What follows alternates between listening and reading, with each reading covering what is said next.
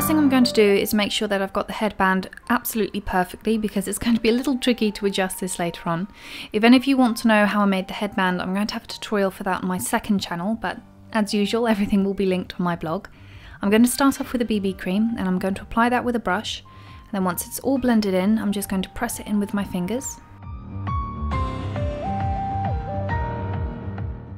We're going to be doing a little bit of contouring today, so I'm going to start off just contouring underneath the cheekbones, and you just want to dab that onto the colour that you'll be using and brush that underneath and then blend it in a little firmly afterwards.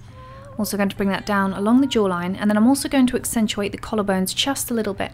So what you want to do is shove your shoulders forward so that you can see where those bones pop out, and then you're just going to contour along the sides. So get that right into the edge and then blend it up, and then you're also going to bring it around the curve of your shoulder. And just make sure that there aren't any lines. That's the one thing you always want to avoid with contouring. There shouldn't be any lines. It should all be a really nice blended transition.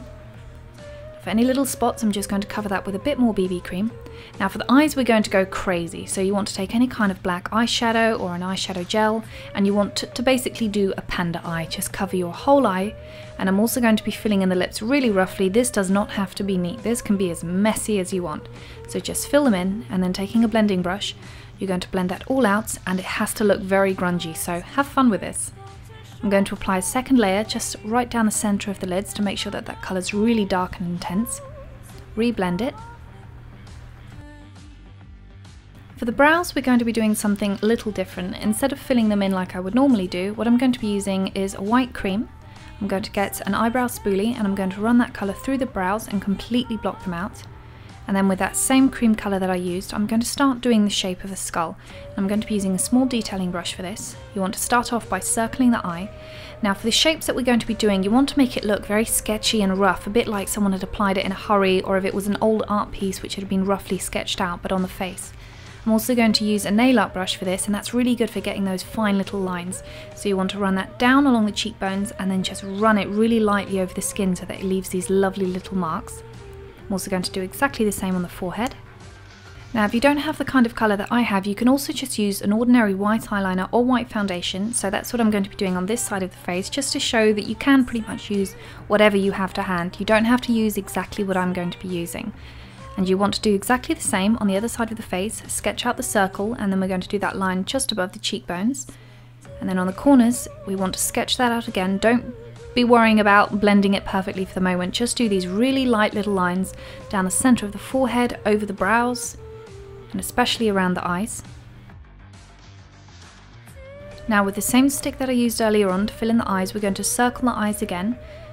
And don't worry about it being messy. We kind of want messy for this. Just circle it, line underneath the eyes again, and then you're going to blend out, except I'm going to be using a slightly smaller brush this time, just so that I don't mess up the edges. I want to keep the edges reasonably clean and a good amount of contrast going on between the two of them.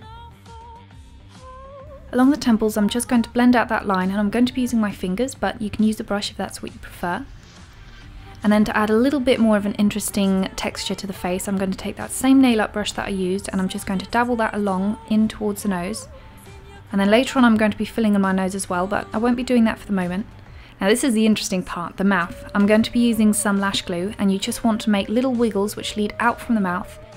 Now over that, what I'm going to be adding is little bits of CD, and I've broken these into the shape of teeth. Now obviously you do need to be careful with this. Just because it's a piece of a CD does not mean it's not sharp.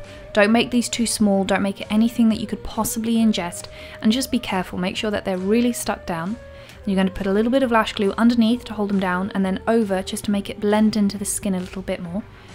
So at first just do a dot, stick it down, and then over that we're going to do these little lines which are going to go out and blend over to the face. And you're going to keep applying these until you've got a really nice pattern going on all over the mouth. Once the teeth are stuck down and I'm waiting for everything to dry, I'm going to put another colour all over the lids, and I'm going to be using a loose eyeshadow for this. You want to cover the lid and then deliberately look down so that you get some really heavy fallout.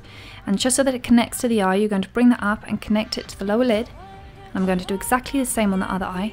Now obviously you can use other colours if you want. If you can, you could even use 3 different colours and then have them on different parts of the eye. You could have a light blue on the inner corner, you could have a dark blue on the centre, and you could have something slightly green on the outside. There's so many different combinations you could do for this. But underneath the eyes I'm going to put some rhinestones, and then I'm going to blend that neat line out so it almost looks like the face is melting a little bit. And once that glue is dried, I'm going to take that same loose eyeshadow that I used on the eyes, and then I'm going to put it around the teeth, and I'm going to be using a nail art brush just so that I can get these really nice little vein patterns going out from the teeth as well. And that's it, you're done!